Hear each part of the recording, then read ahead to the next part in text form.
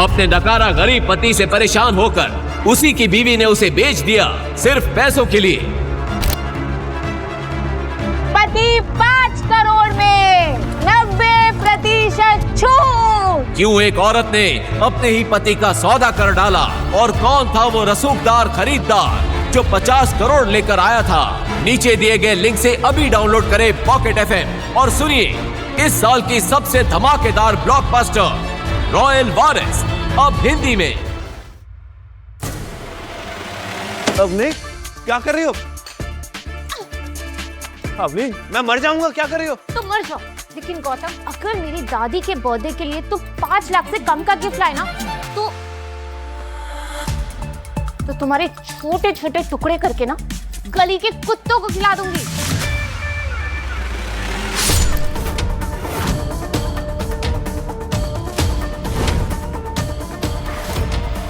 Thank God, आज तो बच गया।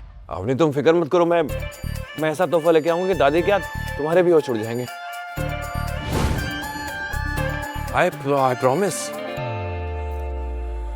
Exactly। और अगर ऐसा नहीं हुआ तो ऐसे ही होगा।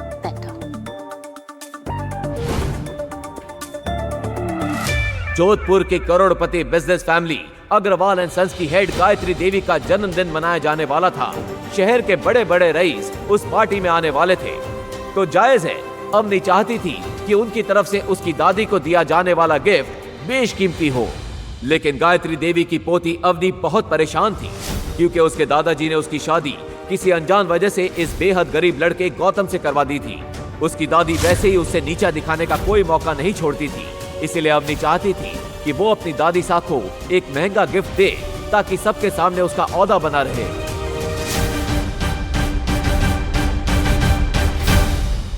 गायत्री देवी के गिफ्ट के बारे में सोचता हुआ आगे बढ़ ही रहा था कि अचानक पुलिस की टीम ने आकर उसे घेर लिया।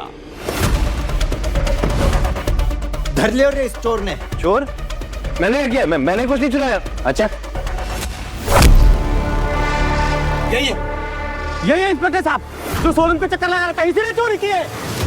दादी सा का बर्थडे गिफ्ट लेने के लिए गौतम शहर की सबसे महंगी और लग्जरियस ज्वेलरी शॉप के सामने खड़ा था। ग्लास के पीछे चमक रहे करोड़ों के डायमंड नेकलेस को देखकर वो कुछ सोच ही रहा था कि तभी ओ भिखारी की औलाद, क्या देख रहे हैं आप? यहाँ पे एक एक जेवर 5 लाख से शुरू होती है। तेरी औकात है क्या यहाँ पे? चल भाग यहाँ से। सिर्फ देख ही तो रहा हूँ, देखने के पैसे लगते हैं क्या? तेरी औकात है क्या देखने के? चल निकल। मैं तो सिर्फ सामने खड़ा था, मैंने कुछ नहीं चुराया। अच्छा, थाने चल, वहाँ के तेल बिगे डंडे हैं, तुझसे खुद उगलवा लेंगे कि तूने चोरी कैसे की और इतनी सी देर में हार किसने दे आया। चल ले चलो इसे। इंस्पेक्टर साहब, आपको गलतफहमी हो रही है, मैंने कुछ नहीं चुराया। सर, गलतफहमी हो रही है आपको इंस्पेक्टर साहब, मैंने कुछ नहीं किया, मैंने कुछ नहीं चुराया। इंस्पेक्टर साहब, आप गलत समझ रहे हैं मुझे। पुलिस वाले गौतम को उठाकर थाने ले गए। अरे छोड़ो मुझे, छोड़ो, क्यों पकड़ा है मुझे तुम लोग? छोड़ो। आप गलती कर रहे हैं सर। जाके अंदर चुपचाप बैठ जा, वरना मार मार के अधमरा कर दूंगा। और सुन, उस कोने में मत बैठना, अभी तेरे जैसे एक चोर को इतना पीटा है कि साले का मुंह निकल गया है। इंस्पेक्टर साहब, आपको गलतफहमी हुई है, मैं कोई चोर नहीं हूँ, मैं अवनी अग्रवाल का पति हूँ। अच्छा, तो तू है अग्रवाल फैमिली का वो निठल्ला घर जमाई, अमीर बीवी को लुभाने के लिए चोरी कर रहा था। डालो इसे अंदर। सर प्लीज मेरी बात सुनिए, मैंने कुछ नहीं किया है। देखिए, आपको गलतफहमी हो रही है, मैंने कुछ नहीं किया है सर। हेलो अवनी मैम, अरे आप अपने रखेल जैसे पति को पैसे क्यों नहीं देते? यहाँ हमारा काम बढ़ जाता है। क्या हुआ इंस्पेक्टर? अरे आपका मन बहलाने के लिए आपका राजकुमार सुनार की दुकान से चोरी करता हुआ पकड़ा गया। What?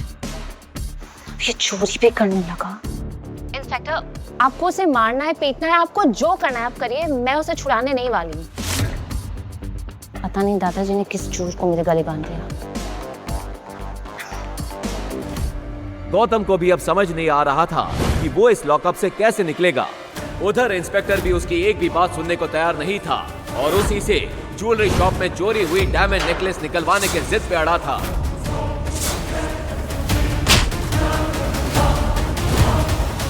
चोरी करता है। इंस्पेक्टर एक मोटा डंडा लेकर गौतम को पीटने के लिए बढ़ा, तभी पीछे से एक कड़क आवाज आई।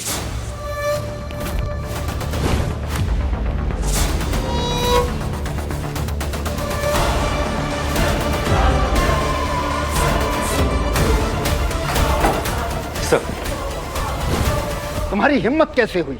लगता है अपनी नौकरी और इस वर्दी से नफरत होने लगी है।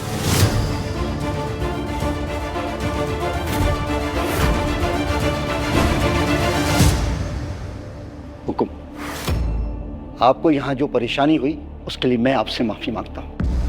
सर, ये आप क्या कर रहे हैं सर? ये अग्रवाल फैमिली का आवारा सा घर जमाई है। सर, ये मित्तल सेठ की दुकान से हीरे का नेकलेस चोरी करते हुए पकड़ा गया है। और तो और इसकी बीवी ने भी इसे छुड़ाने से मना कर दिया है। Shut up! चोर बेटा, अब तुम्हारा सस्पेंशन नहीं, सीधा टर्मिनेशन होगा।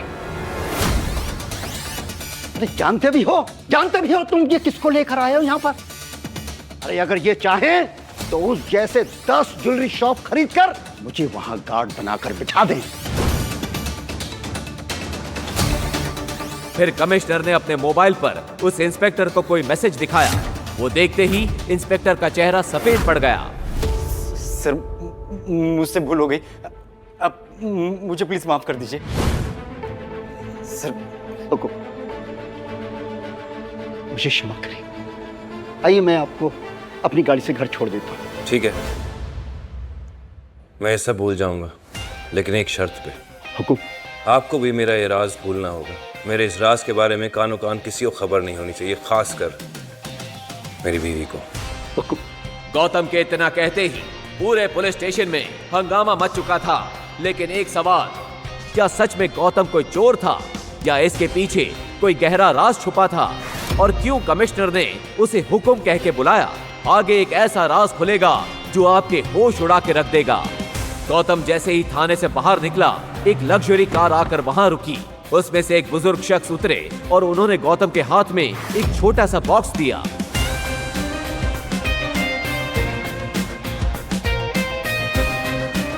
गौतम जल्दी जल्दी अवनी की दादी सा गायत्री देवी के बर्थडे वेन्यू पर पहुंचा। अवनी ने उसे देखा तो चौंक पड़ी।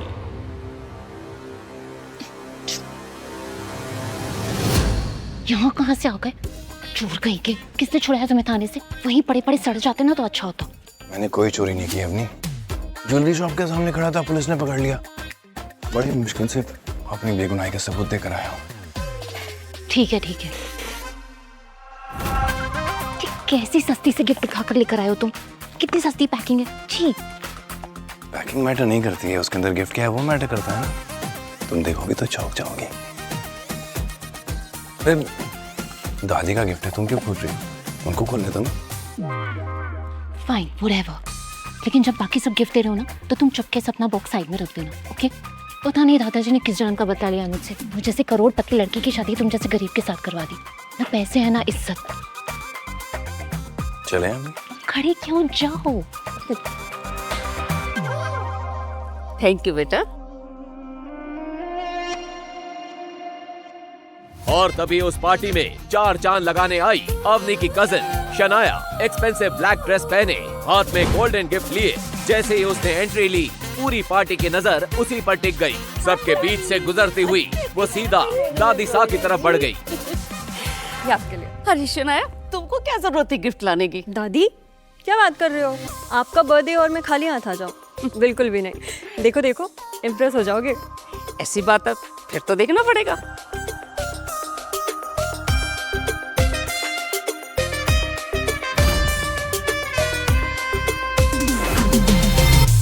डायमंड पेंडेंट, इतना चमकीला हीरा अपनी 75 साल की उम्र में तो मैंने पहली बार देखा है। शनाया बेटी, तुम तो इस घर की बेटियों से बिल्कुल अलग हो। समझदार और स्मार्ट, बहुत खूबसूरत है, बहुत अच्छा है। ऐसा बोलकर गायत्री देवी ने अवनी की तरफ देखा और अवनी ने शर्म के मारे अपना सिर झुका लिया। ये डायमंड पेंडेंट तो काफी महंगा होगा, है ना शनाया? हाँ, पूरे 1.5 करोड़ का है। लगता है तुम्हें किसी ने उल्लू बनाया। 5 लाख का पेंडेंट 1.5 करोड़ में बेच दिया। कुछ भी, और वैसे भी जो लोग खुद की जेब में 500 रुपए का नोट लेकर घूमते हैं ना, वो किसी और को लाखों करोड़ों का ज्ञान नहीं दिया करते। वो इस पार्टी को खराब करने आया, खुद तो निठल्ला है और डायमंड का दाम गलत बता के मेरी पोती को सबके सामने जलील करता है। दादी साहब, मुझ पे भरोसा नहीं है तो मिस्टर पारेख से पूछ लीजिए। वो तो राजस्थान के सबसे बड़े डायमंड मर्चेंट है ना। मिस्टर पारेख,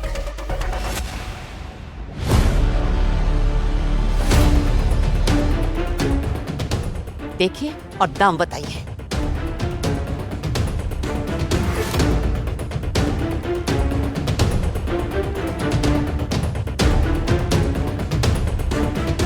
किसी ने नकली डायमंड को असली डायमंड की तरह तराशने की कोशिश की है।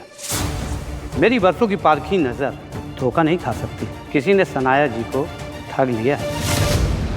अब किसी ने सनाया जी को ठगा है या फिर वो खुद बड़ा चढ़ा के इसके पैसे बता रही हैं, ये तो शनाया जी ही जाने।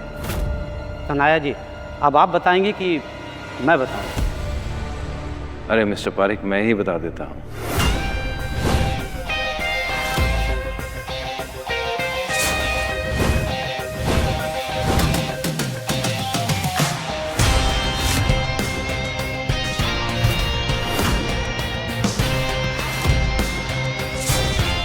सॉरी, तुम्हारा पेंडेंट डायमंड का नहीं, कांच का है।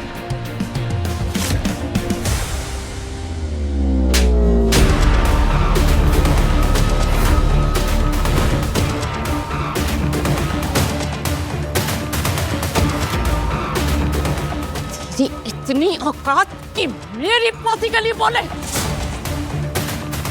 तू क्या गिफ्ट लेके आया डिठल्ले, वो बता।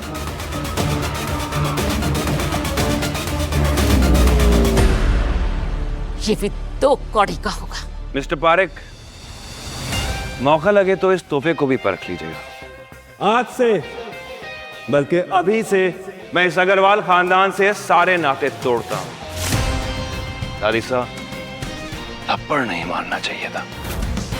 जिस कुत्ते को आपने 2 साल तक पाला, वो आज ये घर छोड़ के जा रहा है, लेकिन एक दिन आएगा कि आप खुद अपने घुटनों के बल बैठ के माफी मांगेंगे, तब बात करेंगे।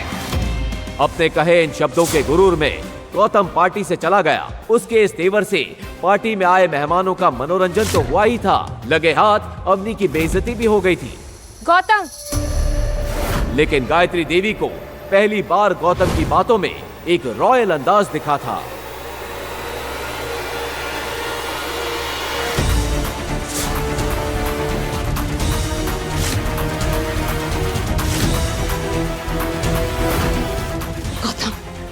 अरे गौतम को रोको कोई!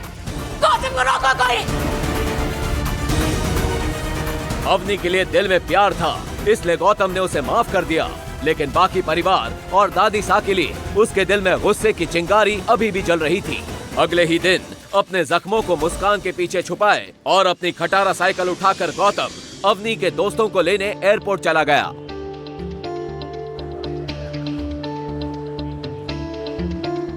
ले लैंड करे 20 मिनट हो चुके थे।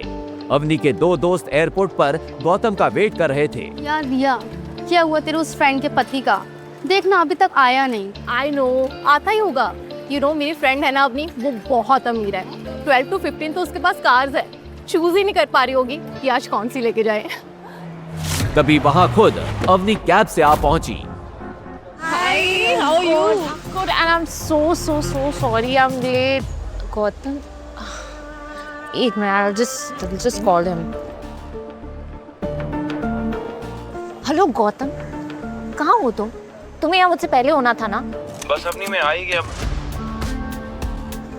और क्या हुआ? तुम ऐसे हाफ क्यों रहे हो? हाँ, पहुँच रहा हूँ। जल्दी आओ। He's just coming. अभी आ रहा है।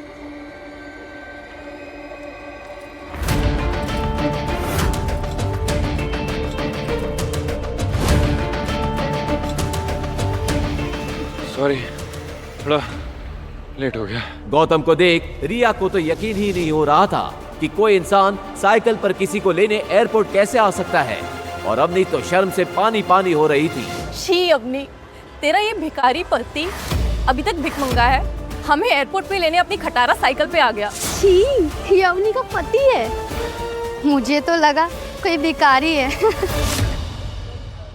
ये साइकिल वही थी जिससे गौतम दूल्हा बनकर अपने ससुराल में आया था और जिसे देख सब हंस हंस के लोटपोट हो गए थे। अवनी की कजन शनाया ने तो उसका बड़ा मजाक बनाया था। वाह क्या बात है दीदी, तुम्हारा दूल्हा तो कमाल का है। दूसरों के दूल्हे कार से हेलीकॉप्टर से एंट्री लेते हैं, तुम्हारा वाला तो मस्त साइकिल से आया है। अवनी अभी भी समय है, भाग जा इस शादी से, वरना आज तो तेरी फैमिली तुझ पे हंस रही है। कल को ये पूरा शहर इस बात का मजाक उड़ाएगा कि इतनी खूबसूरत और करोड़पति पत्नी का पति एक भीख मंगा है।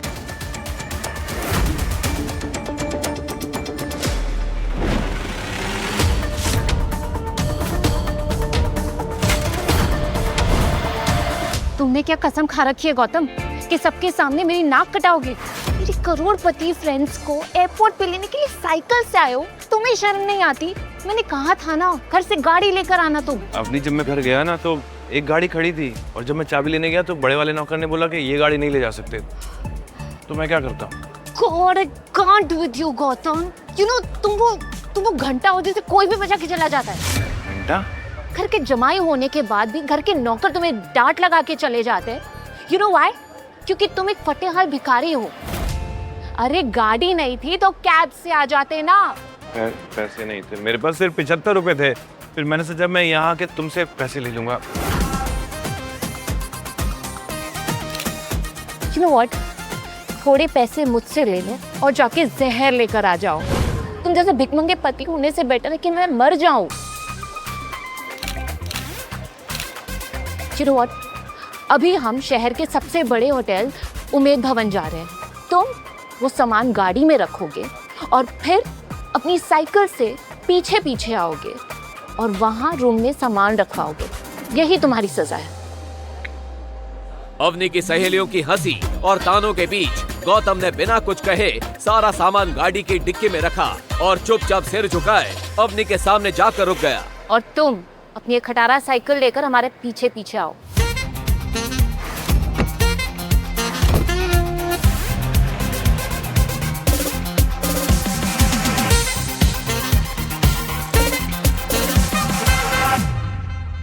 अवनी की फ्रेंड रिया और उसकी फ्रेंड्स उस होटल के रिसेप्शन पर पहुंचे।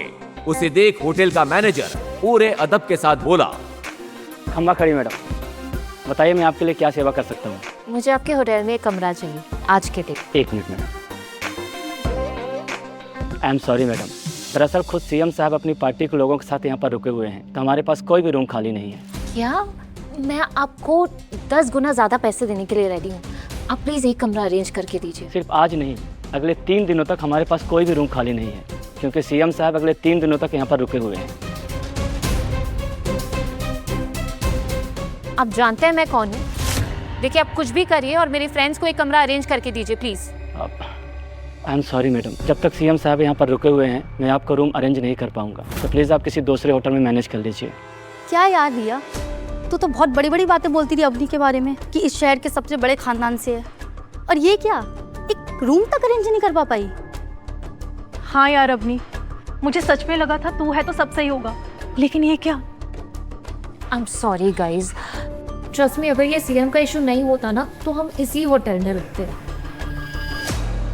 यू नो पास में एक टेंट है। वेल इस होटल जैसा तो नहीं है पर वो भी काफ़ी अच्छा है। Let's go there please.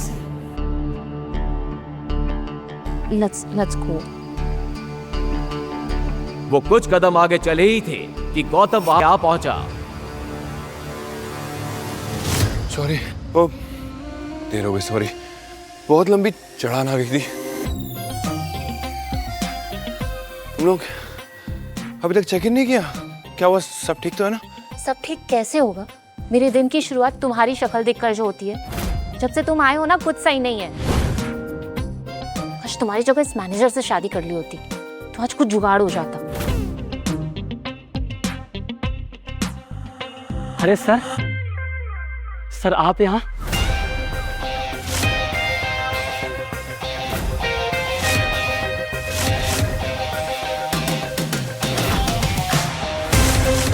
Sir आप यहाँ हमारे गरीब खाने में? सर हम धन्य हो गए सर। सर हमारा सौभाग्य सर कि आप सर यहाँ पर आए। सर अब आप आ ही गए हैं तो मैं आपको अपने होटल का सबसे लग्जरियस रूम बुक कर देता हूँ। ये क्या बकवास है? हमारे लिए आपके पास अगले 3 दिन तक कोई कमरा नहीं है और इस भिखारी के लिए स्पेशल रूम। हाउ? क्या कहा आपने? भिखारी? लगता है सर के बारे में आपको मालूम नहीं है। गौतम साहब। और इससे पहले कि वो मैनेजर आगे कुछ कहता कि अंदर खबर फैल गई। जैसे ही अंदर खबर फैली कि गौतम उमेद भवन में आया है, अंदर से राज्य के सीएम गौतम सर अपने सभी नेताओं के साथ बाहर आए और फिर जो हुआ उसे देखकर तो अवनी, रिया और उसकी सहेलियां लगभग बेहोश हो गईं।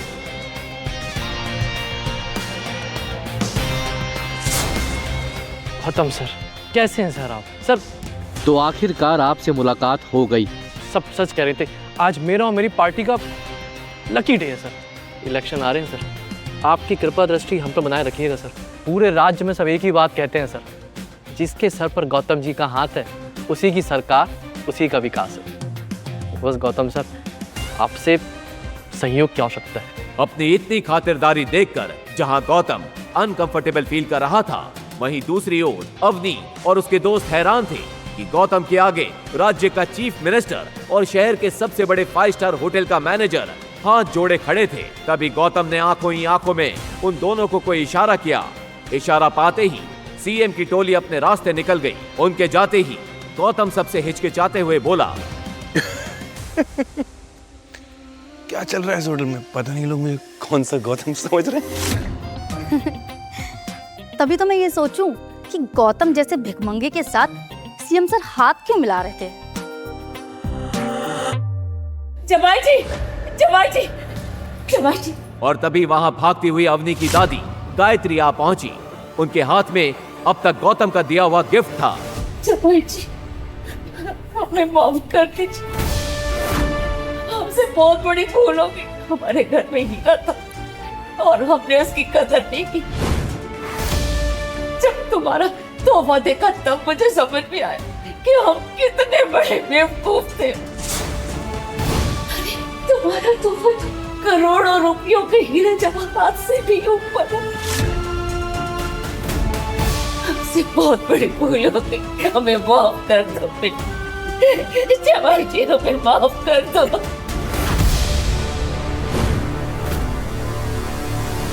ओ दादी, गौतम ने ऐसा क्या खजाना दे दिया आपको कि आप दौड़ी चली आई यहाँ पर? दिखाओ जरा, 1 मिनट। जब अवनी और उसके दोस्तों ने वो तोहफा खोला तो सबकी हवाएं उड़ गईं। आखिर ऐसा क्या गिफ्ट दिया था गौतम ने? क्या सच में गौतम कोई बड़ा आदमी है? अगर है तो वो कौन है? कोई माफिया, पॉलिटिशियन, बिजनेसमैन या कहीं का किंग? लेकिन अगर वो इतना अमीर और पावरफुल है तो ऐसे गरीबों और लीचड़ों वाली लाइफ क्यों जी रहा था? यहाँ पर बस इतना ही। आगे की कहानी जानने के लिए देखिए अगला एपिसोड सिर्फ पॉकेट एफएम के यूट्यूब चैनल पर और रॉयल वारिस के सारे एपिसोड्स को सुनने के लिए डिस्क्रिप्शन में दी लिंक से डाउनलोड करें पॉकेट एफएम ऐप।